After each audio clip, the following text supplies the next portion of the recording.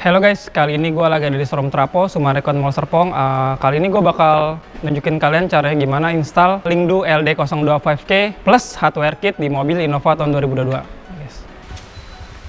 Nah, untuk paketannya sendiri, device-nya itu pertama kita dapat dashcam-nya, dia udah 5K ya guys. Terus ada layarnya juga.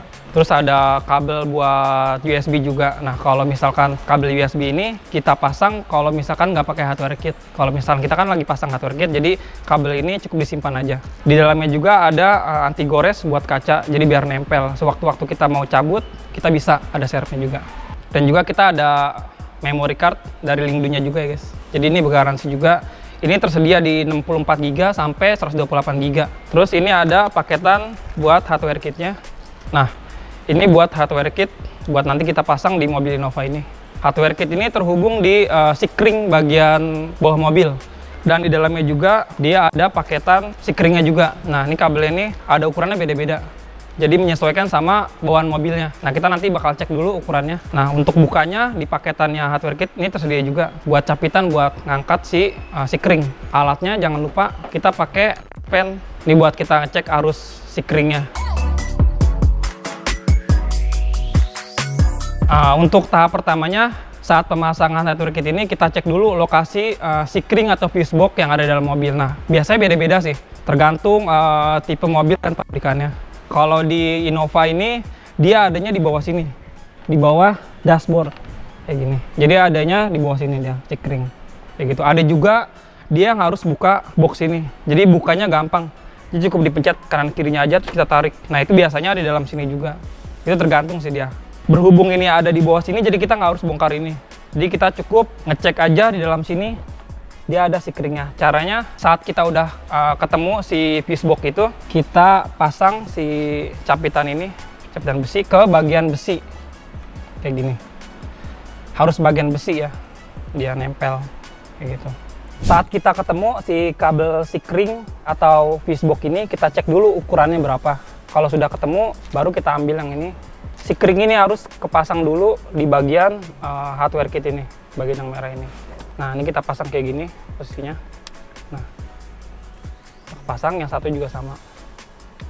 Nah, di hardware kit ini terdapat 3 warna kabel. Nah, untuk kabel merah ini saat mobil mati, kita colok test pen ke bagian sikring, itu test pennya bakal nyala.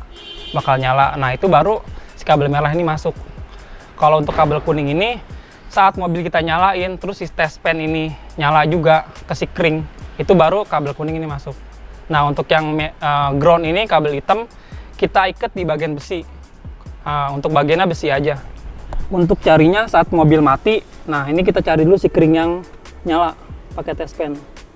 Cari, nah ini nyala.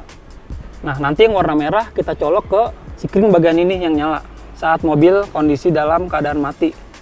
Saat kita ketemu si sikring yang nyala tersebut, kita cabut. Nah, kita cabut kayak gini. Nah, nanti sikring ini kita pasang ke bagian hardware kit ini, kabel ini. Kita colok ke dalam sini, tekan aja. Set. Udah kepasang ini, baru kita colok lagi ke bagian yang tadi kita tes pakai test pen. Sikring yang tadi kita cabut udah terpasang ke dalam sini. Ini kita pasang sesuai sama warnanya, merah saat mobil mati. Dan kita pasang kayak gini. Ini harus kenceng ya guys ya. Tarik. Nah, keadaannya ngelok deh kayak gini. Nah, jika udah kepasang kayak gini, ini kita colok ke bagian yang tadi kita tes pakai test pen. Yang merah ini untuk sikring yang dalam keadaan mobil mati, si test pen itu nyala. Nah, ini kita colok, nah kita pasang. Terus yang kedua, ini kabel yang kuning saat mobil nyala, kita colok test pen ini dia nyala. Nah, ini kabel sikringnya kita colok lagi. Yang kabel ground ini kita pasang di bagian besi, bisa dililit, bisa juga diselipin ke dalam baut. Terus sudahnya kita rapikan kembali. Selanjutnya kita pasang anti gores ini buat bagian nanti nempelin dashcam, si unit dashcamnya. Caranya kita buka seperti ini.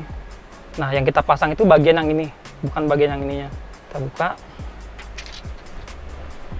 lalu kita sesuaikan sama posisi yang kita inginkan. Kalau bisa pas tengah-tengah. Lalu kita ratakan. Selanjutnya kita pasang si adaptor mount ini ke dalam unit dashcam-nya. Posisinya seperti ini.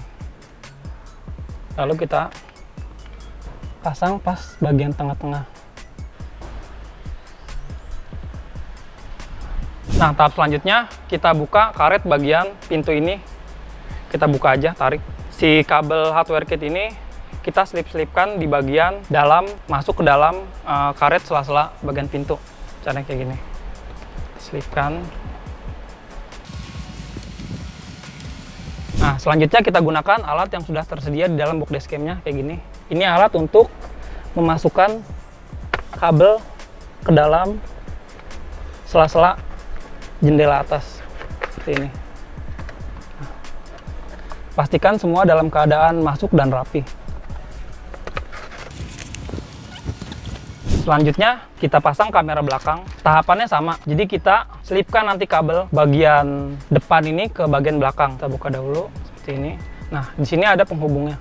Ini kita cabut aja. Ini buat kamera bagian belakang. Seperti ini. Nah, untuk kabel kamera belakang kita gunakan cara yang sama dengan yang pertama tadi. Kita selipkan dalam sini dengan menggunakan alat bantu. Nah, pastikan semuanya terlihat rapi sampai kedua kayak gini. Nah, untuk kamera belakang kita sesuaikan dan kita pasang sesuai dengan pas tengah-tengah bagian belakang kaca kayak gini. Pastikan semuanya merekat. Dan untuk kabelnya yang terhubung bagian depan dan belakang ini kita pasang seperti ini. Di dalam kamera belakang ini terdapat garis tanda panah seperti ini.